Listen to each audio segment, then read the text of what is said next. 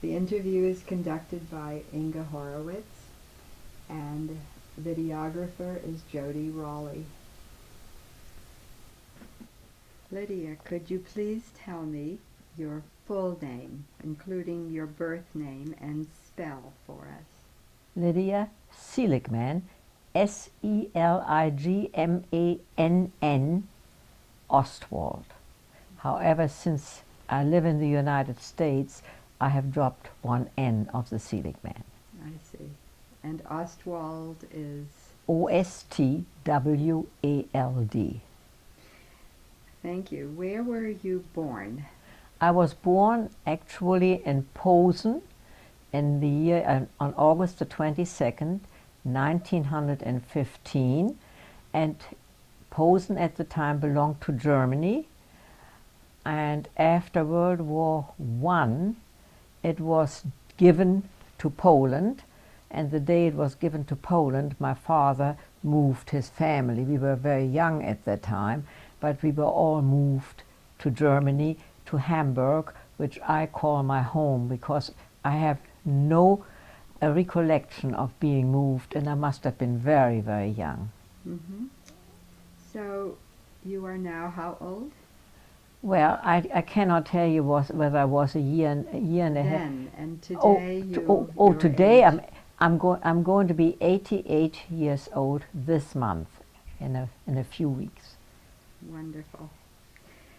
I'd like to divide this interview into 4 parts. First, I'd like you to tell me about your life in Hamburg, growing up, your family, a little bit about the background of your parents. So let's start there. Your childhood until 1933. Not for me, because I'm looking into the... You You wanted got to know... my question. Yeah. Your childhood, how old were you in 33? I have to stop. 15, 30. You were only 18 years old. Okay. Your childhood and your adolescence. Well, my father owned 2 conservatories in Hamburg, Germany, and they were very well known. Brahms Conservatorium, and I was raised with music, in music, and I have to say, so I must have moved from Posen before I was 3 years old, definitely. I was a baby, because I started to play the piano when I was 3 years old. I insisted upon it, and I became a pianist, and it didn't last too long. But I was a pianist in my youth. My mother was born in Constantinople, which is now Istanbul, and her mother was Spanish.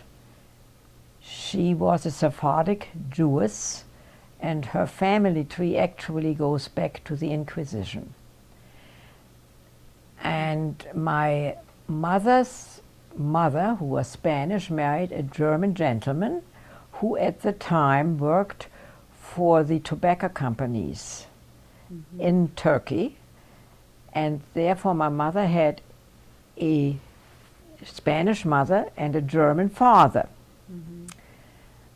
And I remember my grandmother, she died when I was 5 years old. But my mother, being raised, and she was one of 6 in Istanbul, spoke 7 languages because she went to a French school. Her father was German, her mother was Spanish. There were 3 languages already. And she said the butcher was Greek and somebody else was Turkish. So they spoke all the Roman languages, however, no English. And she, of course, she spoke beautiful German. But when she spoke, she had 2 sisters. They were my 2 aunts who also lived in Hamburg. When they spoke, you could not or talked with one another, you could not understand a word. Because they spoke French, they spoke Spanish, they had their own language, you know. So But it was wonderful. She was without doubt the most beautiful, the brightest woman that you will want to know. As a matter of fact, she skipped several classes in the French school, and they wanted her to go at the time to a university, but her parents would not permit it. And women in Turkey did not go to universities in the last century, or 2 centuries ago, because it was actually in the 1800s. So she married my father, who was from Cologne, and I have to say my father came from a very Orthodox family, and my mother wore a sheitel only one time in her life. That was at the wedding. And she was... Explain what is a sheitel. A sheitel is a wig. Is it correct? Yes. Yeah, it's a wig. And which the Jewish women have to wear to this day. Once they're married, they have to put on this wig when they are going out, because they are not allowed to show their hair or what they actually look like, except to their husbands. These, not all Jewish women, but... Well, I mean, that's part of the Jewish religion. Of course, the Muslims, you know, cover their heads also. But this is part of the Jewish Orthodox religion. Right. I had a very good youth. I had a wonderful education. I had a wonderful childhood. My mother was very advanced in many, many ways. And I think they instilled something in I have 2 sisters, and the 3 of us, because during World War II we were separated and didn't even see one another.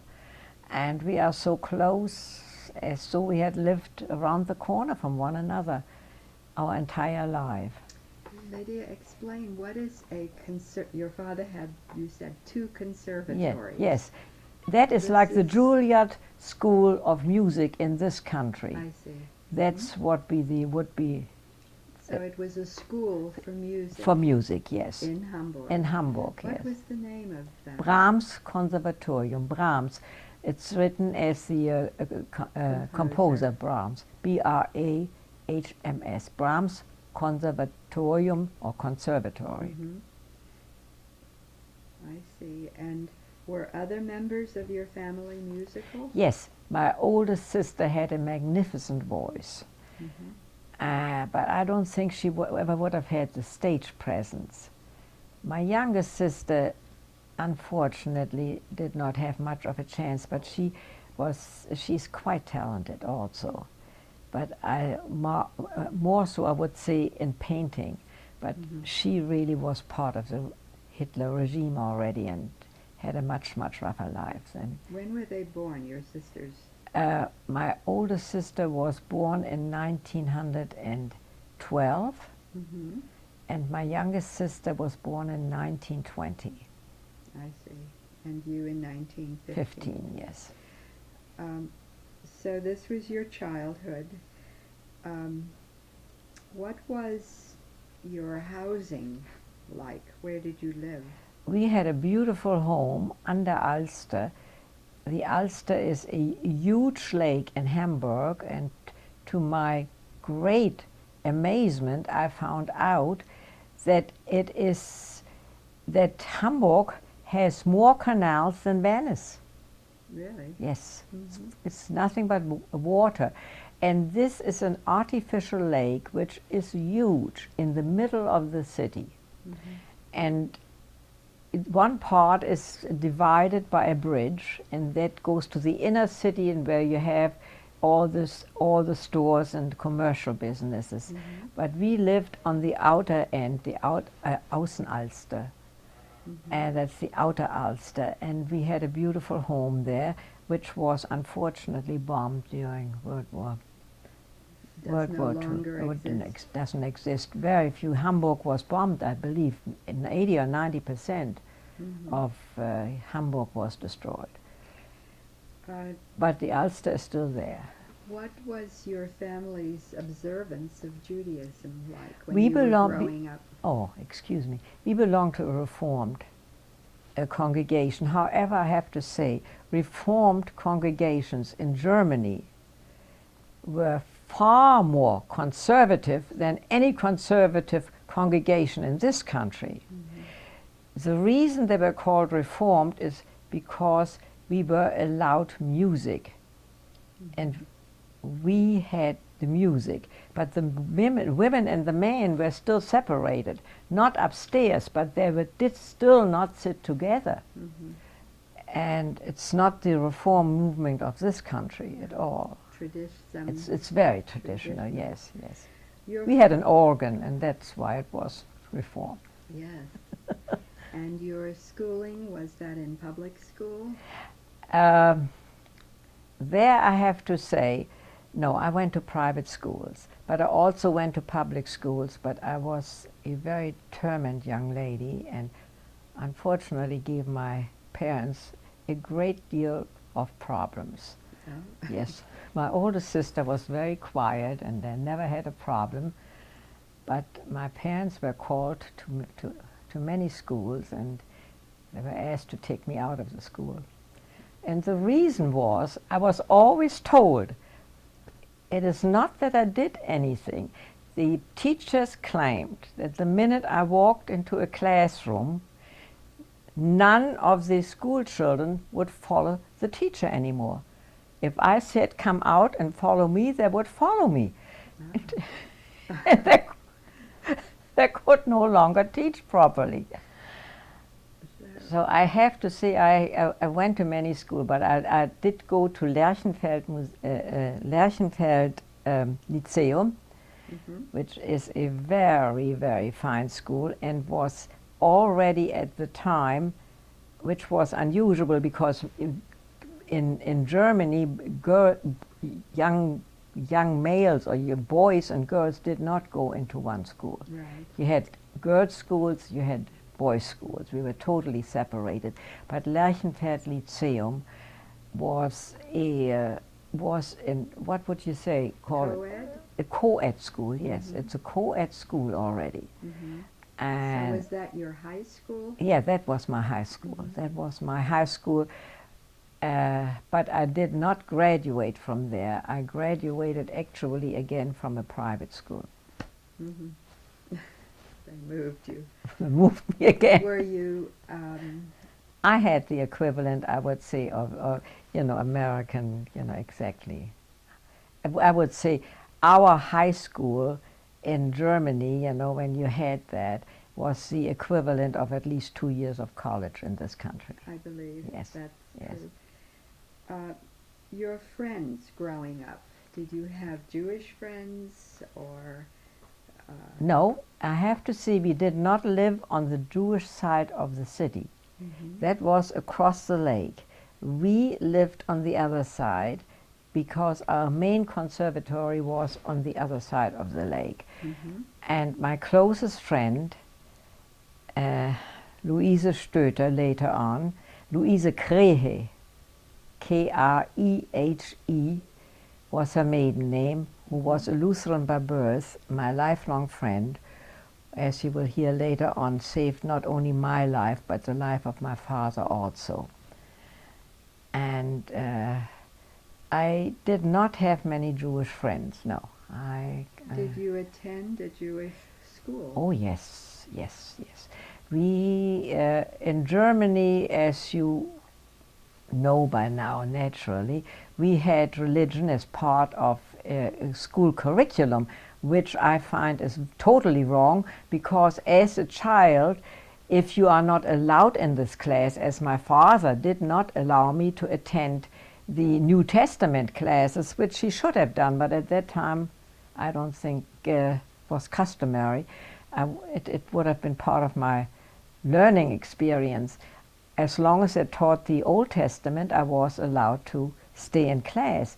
But the minute the New Testament was taught in school, which was part of the school curriculum, I had to leave the schoolroom, and therefore I was already marked as being different. And children can be very cruel when you are different. So my father insisted that we had learned the Jewish history, and of course we learned Hebrew, which was, when I came to America, I was very amazed that women my age at that time could not read Hebrew. But I had been to Dr. Wolfermann, and yes, Dr. Wolfermann, many, many years in Hamburg. Did he come into your No, school? we had to go. When did you go to him? Every Wednesday. Every Wednesday we had to go to Dr. Wolfermann, and on Sunday we had what you would call here Sunday school, okay? Which would be the history. Right. But the reading, the Jewish, actually the Hebrew, I learned it. His name was Wolfermann. How do you spell that? Wolfermann, Dr. Wolfermann. And what did you do when New Testament was being taught? I had to leave the schoolroom. And you went home? No, I was sitting. Maybe I did. I can't tell you don't exactly what I did, whether I was mischievous or whether I did homework. I cannot tell you what I did. But you left. No, but I could not leave we could not leave school. It wasn't. The schools were a little bit different than they are in this country. You had no choice. As you remember, did you go to school in Germany at all? 1.5 years. Oh, well, then you don't remember that much. I went to a Jewish school. There was no choice. Oh, there was no choice. No, I mean, we had no choice of curriculum. They told us, and we had 14 different subjects, and we had to take every subject, and we had to pass every subject. And they told us, and I started to, in the 5th grade, I had my first foreign language, which was French. And 3 years later, they added English. I had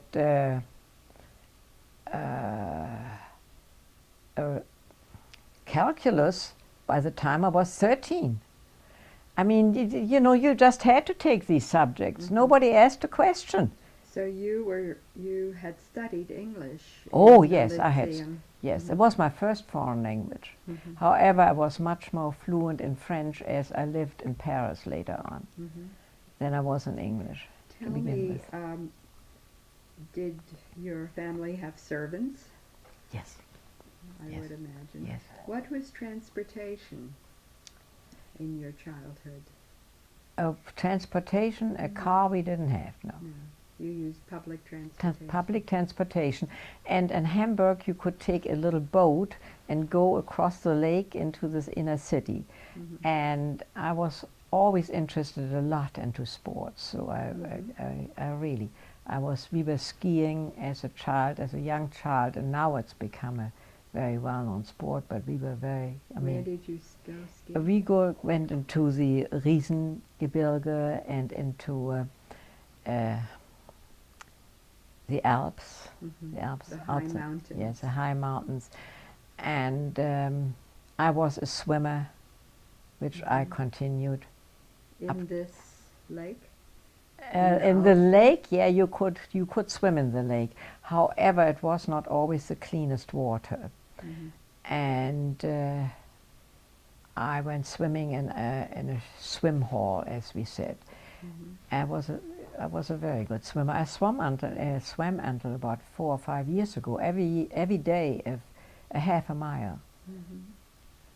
Wonderful. Yes. That's why you look so young. No, but then I stopped, and I'm telling you, I can only swim with my face in the water, and I said, I don't need, to have to put these chemicals into my face anymore. So I stopped. It gets dry enough. Yes, yes. But I was also an ice skater, because we had long winters. They started in November and didn't end until May. And Hamburg, besides Manchester, England, and Amsterdam, Holland, were known as having more rain than any other city in Western Europe. Really? Yes, 300 days a year. Oh, It rained. We never saw the sun. And it's very far north. Hamburg is very close to Denmark. And Hamburg was a Hanseatenstadt. There were 3 in Germany. There were Kiel, I believe it was Kiel, I know it was Bremen and Hamburg. And the citizens of these particular cities, really, there were never such Nazi strongholds as the rest of Germany. And I have to say, and I don't know whether this is premature, that to my amazement, I found out that Hamburg was the only city in the entire country during Hitler that never gave out the list of the Jewish citizens. Even though Hitler asked for it time and again, they never gave the list. So they were very, very different already in their approach. And were very British, or, you know, we were very British actually. What means Hanseatenstadt? What does Hans... My friend that is coming can tell you better than I Really? can. She is a We'll real ask German. her later. Yes, Let's ask her what a remember. Hanseatenstadt is, and she will be. They were, I think, formed in the middle during the Middle Ages, and and these were cities that were on the water and had great facilities. Hamburg is the second largest harbor in Europe, next to Rotterdam, and the shipbuilding is enormous. Yes. That's what Hamburg is known for the shipbuilding. So, was there an Orthodox community Oh yes, in oh Hamburg? yes, oh yes, There definitely, was there a definitely. large Jewish community? I would say this probably the second. I can't answer that because my father, who came from Cologne, and quite a few members of the families lived in Frankfurt, they had very, very large Orthodox communities. So I have to say I can't answer that question. Okay. Well, It was a pretty good size, but how large, I don't know. did being a Jew before the war have a religious significance, a cultural or religious significance for you? No, not. I have to be very truthful. Yes, please. Not as much as it did after Hitler came to power. That's when I became much more aware of it. Of course, I felt anti-Semitism before this. Oh yes, yes, yes, because the anti-Semitism had already started. Not as badly in Hamburg as probably in some other cities, but In what way were you aware of anti-Semitism growing up? you remember? just felt that you were different. You see, because the school curriculum with the religious aspect, yes, you felt anti-Semitism. You could just feel it, but not as bad as I found in New York or in this country. I mean, that was shocking to me. Really? I had never heard of anything that that Jews could not move into. I mean, I came to this country and it was restricted. New York was restricted, or half of Florida was restricted. I had never heard of that word restricted. I had never heard of Jews being different from non-Jews in any, in any form or in the business world. Not that we were possibly that close, but the anti-Semitism in America was shocking. And you came here. We were jumping way ahead. Yes. But you actually came here in 1940. Yes. So that's what you discovered when you arrived. Yes. I mean, that Jewish people driving to Florida could not go into any hotel or every establishment that they chose to go into, And or that by was land. not the case that you No, remembered at all? never remembered that. No, I do not remember that ever happening to us. We were, we traveled. We were never asked. No. Very interesting. No. Andrew, rolling tape. So by 1933, you were 18 years old. You must have had career ambitions. Tell us about that. Well, my father's ambition had been that I'm a pianist. Unfortunately, at the age, I believe I was 11 or 12, I played with the Hamburg Symphony Orchestra, and I played a Haydn concerto, and I had begged my father to let me use my music, but no, He said no, and in the middle of the symphony I had a block, total block, and somebody had to bring the music, and I think I was very embarrassed. I believe that might have been the reason. My father also was not very happy with me afterwards, and I never touched the piano. I never touched the piano since. Wow. So, but I was a very determined young lady. So I also wanted to be an actress. Mm-hmm. And I had very good connection, as my mother's brother, Konstantin Your mother's David. maiden name David. was David. David, Mm-hmm. and his name was Konstantin, I think it was C-O-N, Konstantin, C-O-N-S-T-A-N-T-I-N, Konstantin David. Mm-hmm. And he was with the German equivalent of what is in Hollywood, the what would you call a big company? Producer? Well, he was a producer. Director? He was a director, producer in this company, UFA, UFA. Mm-hmm. That was the biggest film company in Germany. Mm-hmm. And he felt, and he had made, some films of me already, and he felt my ability to play the piano, plus I'd had acting lessons, that he would be able to use that later on. So of course all that did not materialize as Hitler came to power. But his youngest daughter, Ruth, his first wife, died in childbirth. And she was my first cousin, and just about my age. We became very, very close. That baby whose mother died. Yes, we became very close because she was in Hamburg a lot with my two aunts, with us. And since the father, did not have a wife at the time, and she is the one who lived in Holland later on, who came to the airport. She had married a young Dutchman. Mm-hmm. And that was my cousin from Berlin. But yeah, she was my first cousin. But I had acting lessons, I had elocution lessons, I had practically every sport, and I really wanted to act. You wanted to be an actress? I wanted to be an actress. That was really my great desire. Mm-hmm. Where were you? So in 1933, you were still living at home. No. No? Oh no.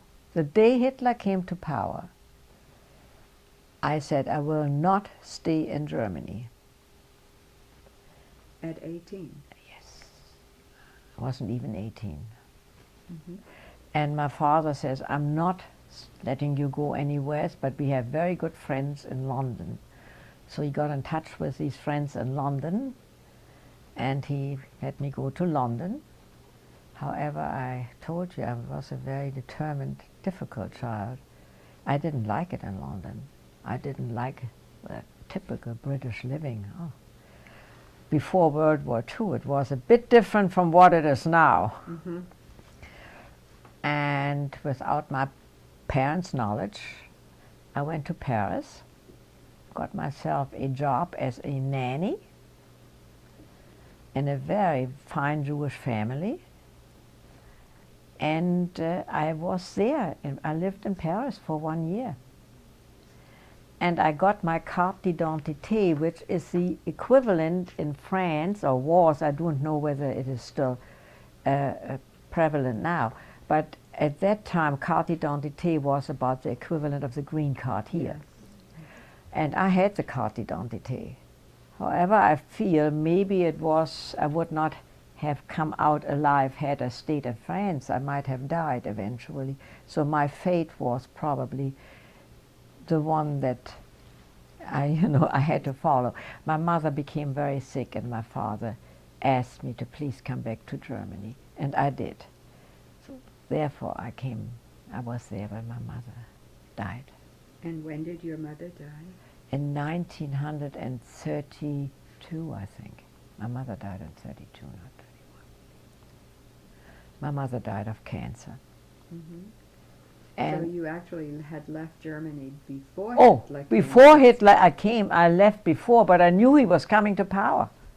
I mean, everybody knew Hitler was coming to power. Really? Oh, yes.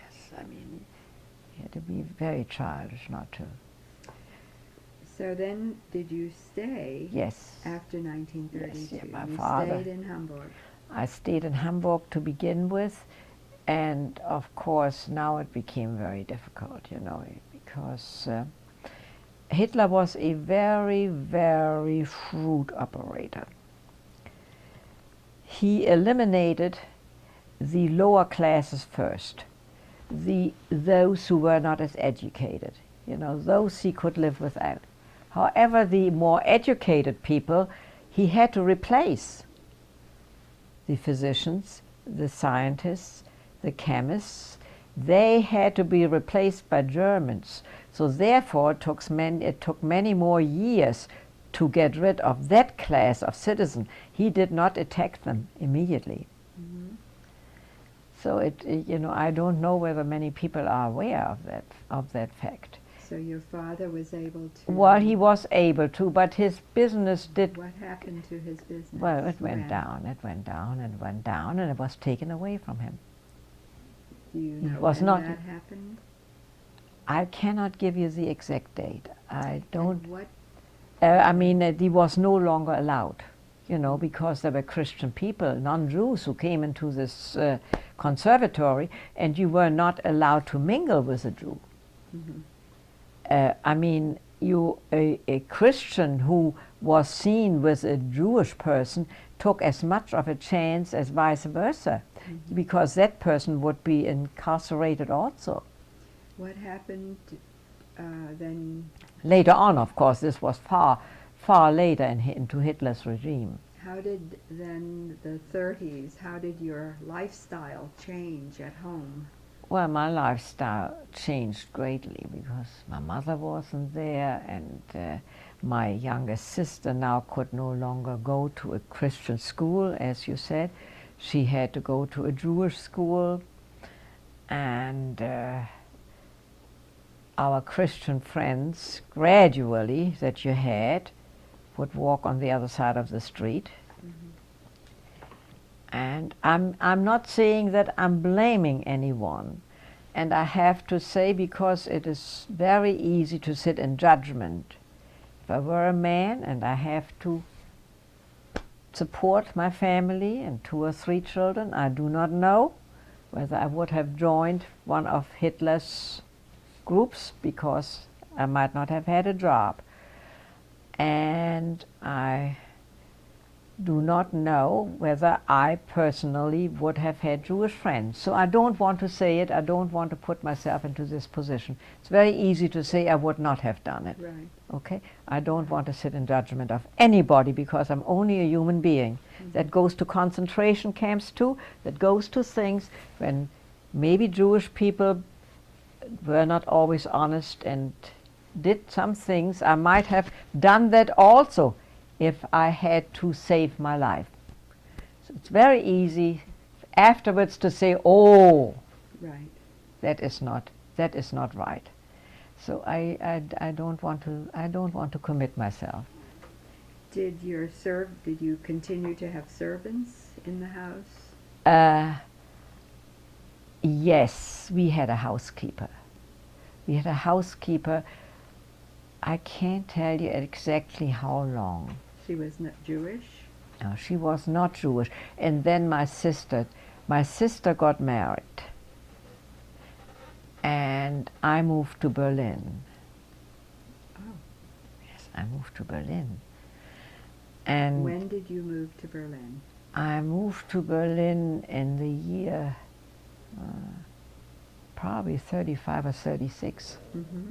Yes. And for what purpose? Why did you move? Well, in Berlin I became a model. Mm-hmm. That was your livelihood.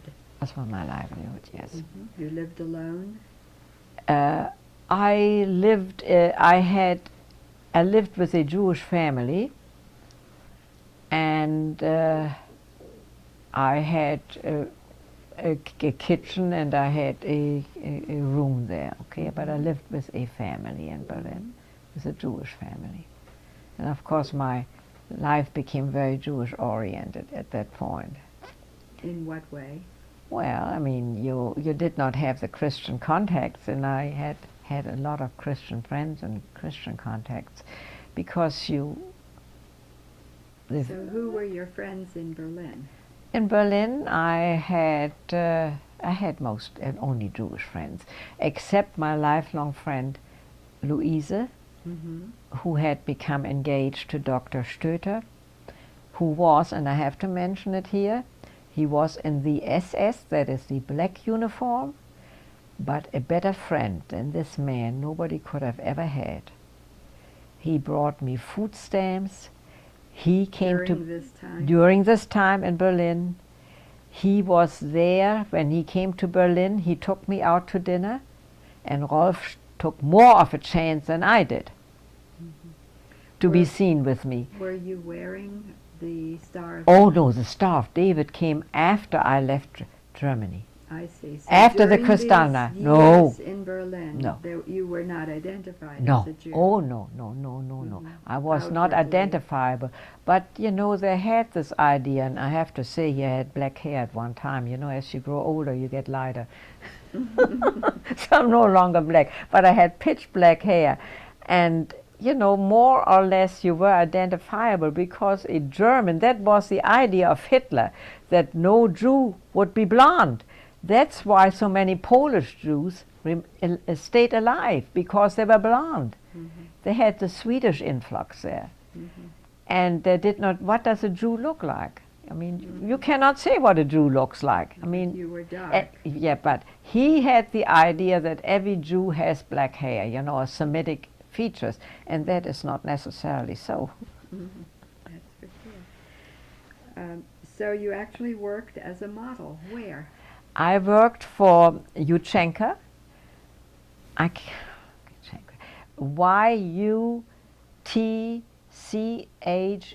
Yuchenka, Yuchenka, who was actually the largest manufacturer of coats and suits.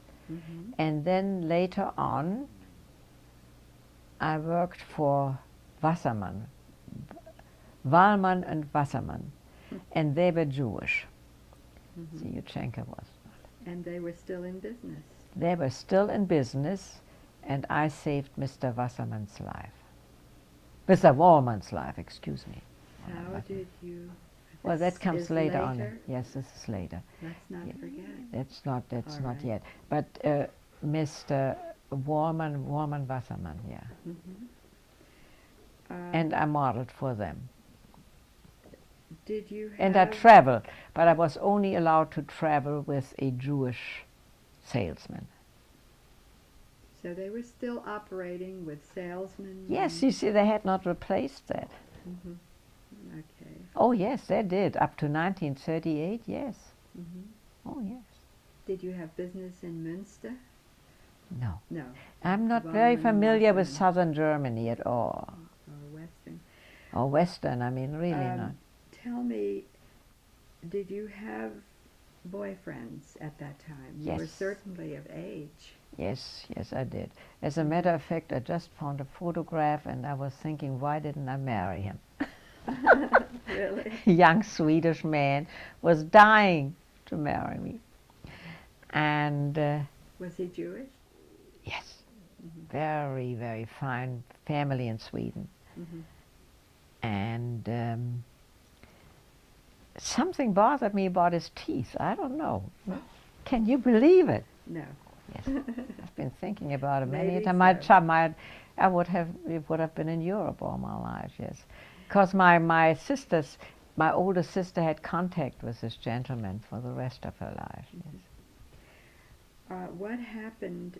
We've come now to Kristallnacht. Yes.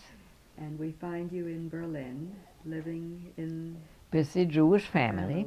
And working as a model. Yes. What happened then? It happened that they arrested the gentleman in my household, and I found out that they were starting to arrest all the men, Jewish men.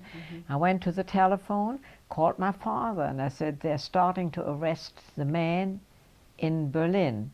So you better leave the house. You go to my girlfriend Louise, and I called her, and I said, Louise, my father is coming, and she did hide my father for 4 days, and therefore he never had any problems. And I'd like you to please tell me the name of the man, the household where you live. I can't remember. You don't remember? I really and truly can't remember it. Okay, go ahead. But it was, I lived right off Kurfürstendamm. Okay? And in a beautiful, beautiful place. But I cannot, for the life of me, remember. And my How do you spell this, Kurfürstendamm? Kurfürstendamm, K-U-R-F-U-E umlaut, R-S-T-E-N-D-A-M. Kurfürstendamm. And I think they call it Kurdamm now or something, because... And this is the street? Yeah, Kurfürstendamm. All right. What happened on Kristallnacht? Well, it so happened, and you have not asked me, I had already applied to go to the United States. And as you know, that I was born in Posen, which after World War II became became Polish. I was on a Polish quota, not on the same. My parents were not. My father was from Cologne, certainly, and my sister was born in Hamburg. So I must have asked for a passport, and somehow I had a passport. How I still don't know why I had how I got the passport before anyone else on my family. Of course, the passport had the J in it, and J for means for Jew. And that was very detrimental, because wherever you went in the entire world, they knew that you were Jewish and you would never go back to Germany, that you would permanently stay in their country. So when they saw the Jew, the J, all over the world, they wouldn't let you in to begin with, because it was there.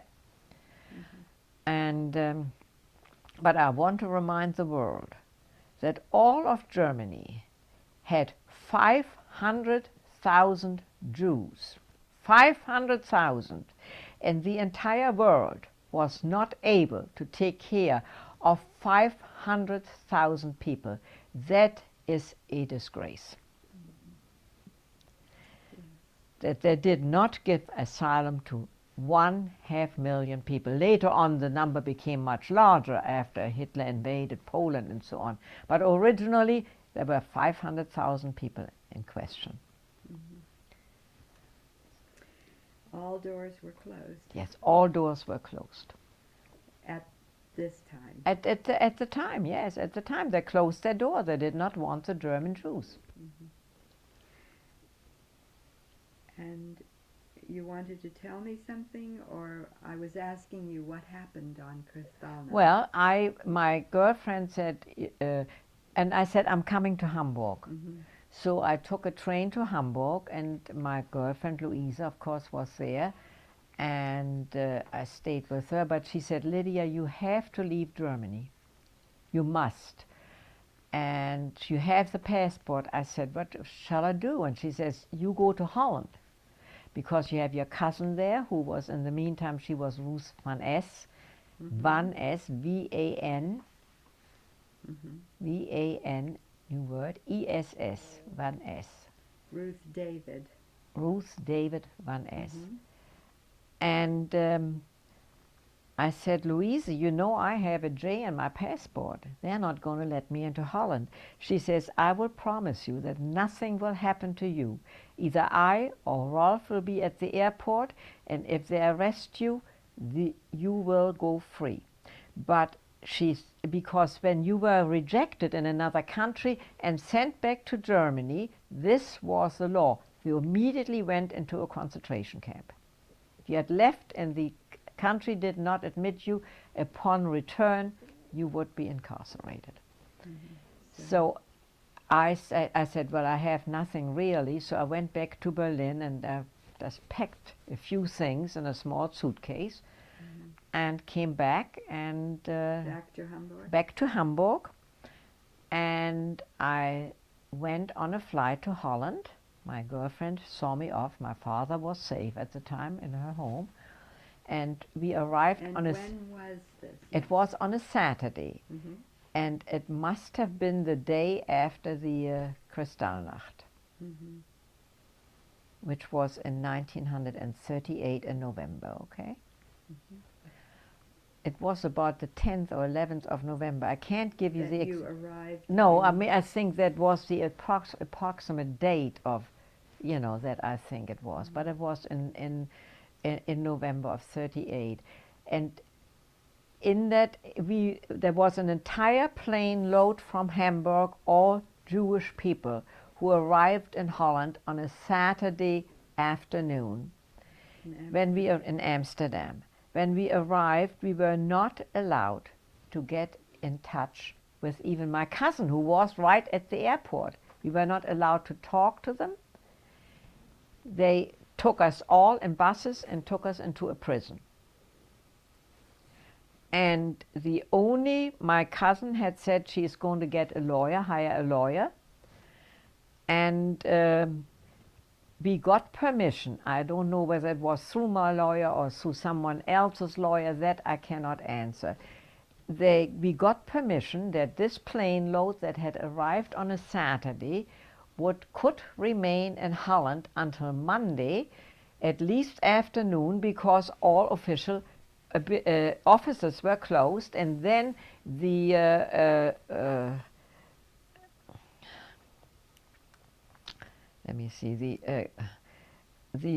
different departments could hear our case in Holland. Because of the weekend. Of the weekend. On Sunday morning, a plane load of refugees came from Berlin. They were thrown into the same prison with us. And on Monday, we were not told anything. Let's wait before you go Yeah, to because I Monday. met this other gentleman. What were the conditions in this prison? The conditions, I tell you, I'm blocking it out so, and I have blocked this out so. It was not solitary confinement, which I had later. No, we did not have solitary confinement, but it was a prison. We were in a prison in Holland, and they threw the Berlin citizens into the same prison. In Amsterdam. In Amsterdam. In the meantime, I have to tell you, I had a girlfriend, actually a German girlfriend, who also had a Dutch citizenship. How, I cannot tell you. She had gone to Holland. Her name was Gerda Stoppelmann. Gerda Stoppelmann, Stoppelman. P-P-E-L-M-A-N. Okay. Gerda Stoppelmann. We were very, very good friends. But she was Dutch, and she now lived in Holland also. She, at the time, I don't know whether I got in touch with her or my cousin, she called me from hospital and said that she had just had surgery, that she could not possibly come and see me, but she wanted to help me.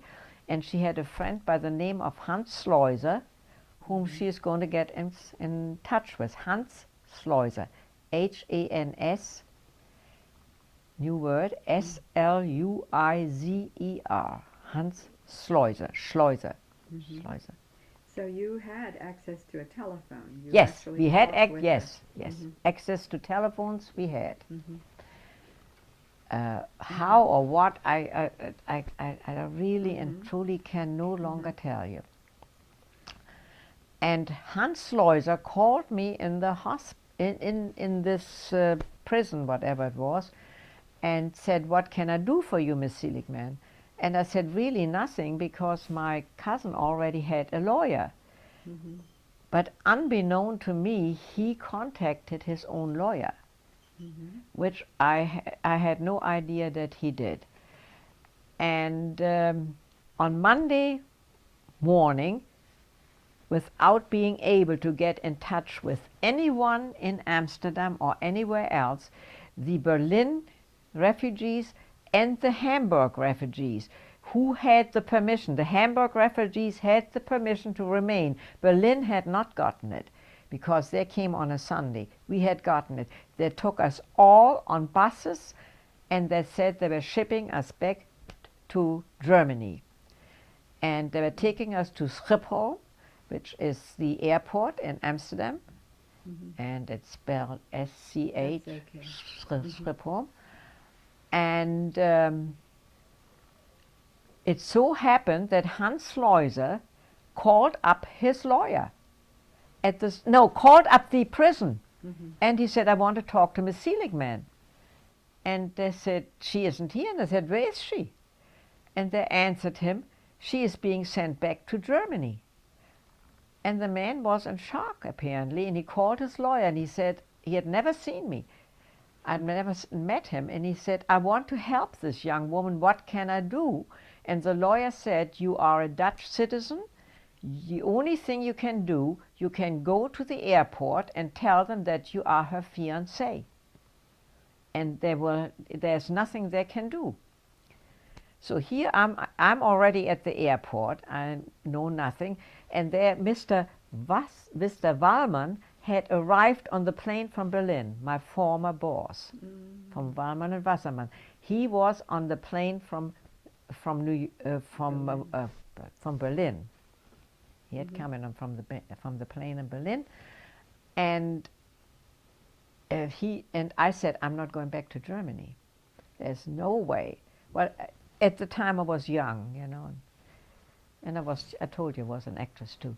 So, and I said, "I am going to faint here, and I don't think they will put me on the plane." And Mr. Wallmann said, "What shall I do?" I said, "You start breaking up everything in this darn place. If they think that you have lost your mind, they will not put you on that plane." I can only tell you that everybody else was put onto the planes. That plane crashed and never reached Germany. We were the only two people who remained in Holland. And of course, when Mr. Schleuser came and all of a sudden appeared, I had been in Holland for 48 hours, had never talked about a Dutch fiancé.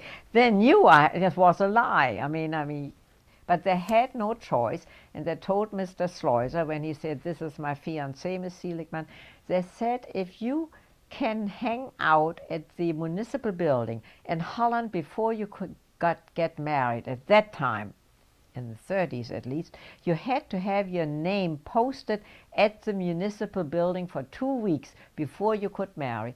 Well, it might be a very good idea in this country also, so people would not get married overnight. Split-second decision. So he said, "If you can do that in the next 24, 48 hours, whatever he said, you can bring her to the police." Well, here is Mr. Schleuser. He picks me up at the airport. He takes me home to his mother, and I will never forget it. Takes me into a living room, very elegant neighborhood of Amsterdam, and I found out later that they were very leading citizens, the Schleusers. His mother was in a wheelchair, and he said, I'm engaged to Miss Seligmann. I want to help her." And he said, I picked her up at the airport. Well, if I had been the mother, I think I would have had a heart attack that very moment. But Mrs. Schleuser was a wonderful lady. And he had a brother.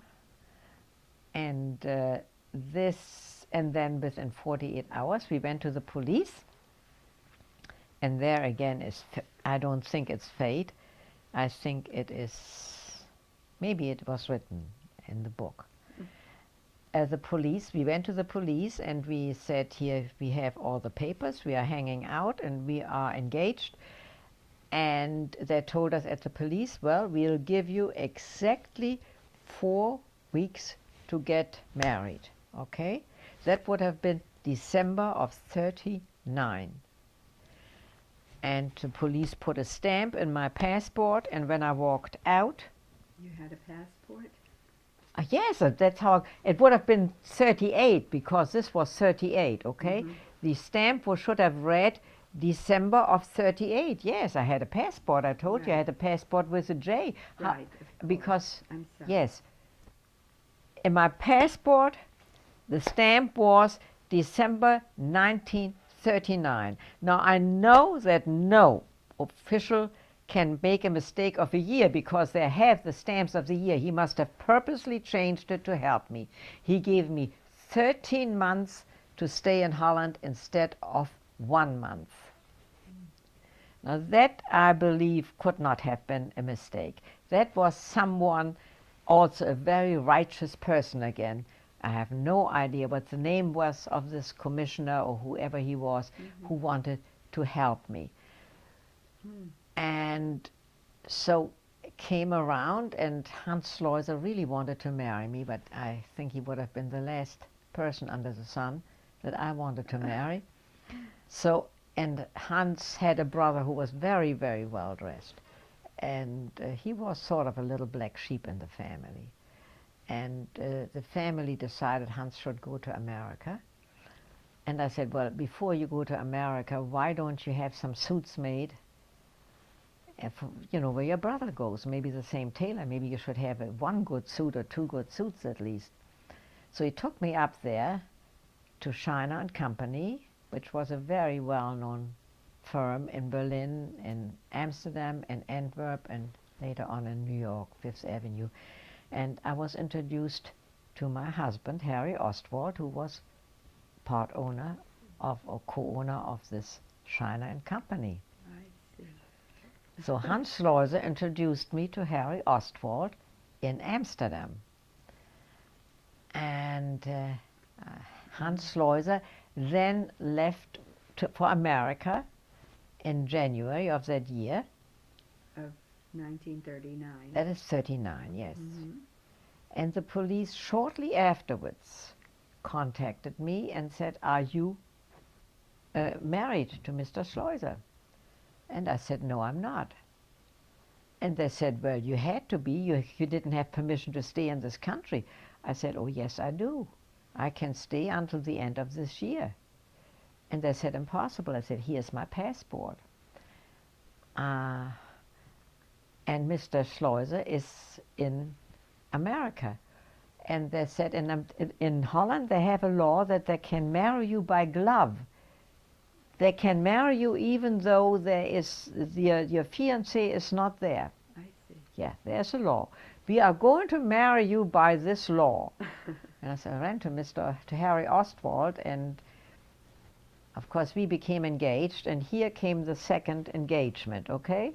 First one engagement. Here I am, they know I'm lying. I have a file this high already with the police in Amsterdam. They're sick and tired of Lydia Seligmann. And here comes Lydia Seligmann. This is that. And here I'm coming with a second fiancé. This one is an American, fortunately, but he doesn't have his birth certificate. Oh, so you can't He prove. was, my future husband was born in St. Louis, Missouri, but he was born in 1905 by a midwife in Missouri, and they certainly didn't register any birth at that time. When he was a year and a half old, his parents were there on a business trip. They took him back to Europe.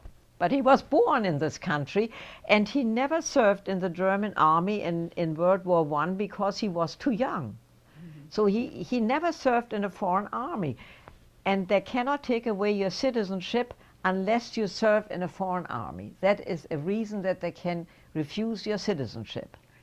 So, but he had to re-establish the fact that he was born in this country. Of course, he had lived in Germany but had a Dutch aunt, and he and his parents had come to Holland. To escape. Yes, As to you escape. had done. Yes.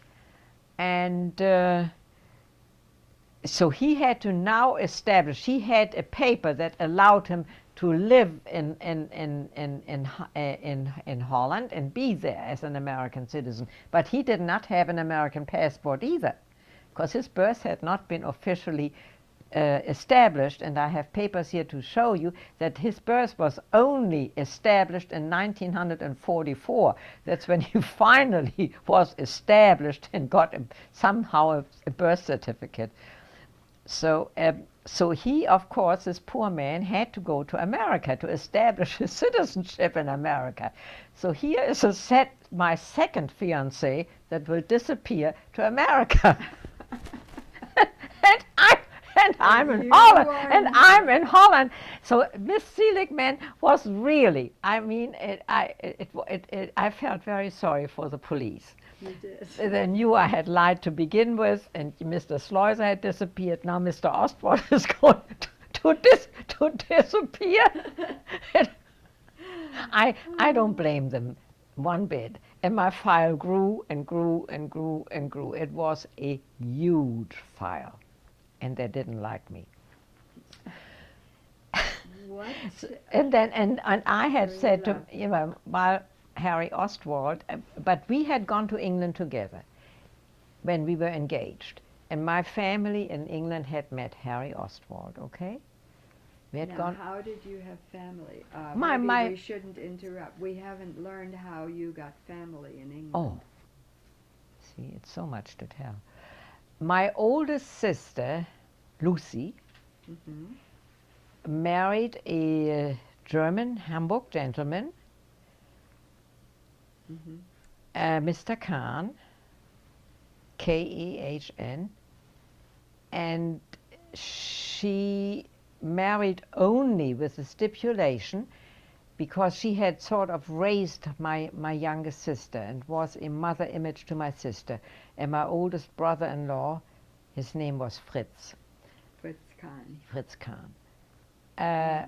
Had said, then Helga will be our first child. She said, I will never let my sister down, and if I marry, I can't marry you. And he said, then she's going to be our first child. They immigrated to England. Now, at that point, I told you could not immigrate to any foreign countries. The only reason countries would admit you is if you brought employment to the unemployed of their country. My brother-in-law happened to be in the casing business. Casing, that is for hot dogs and the outside skin and sausages, which was very unknown in England. So he was bringing a new business into England and therefore employing English people.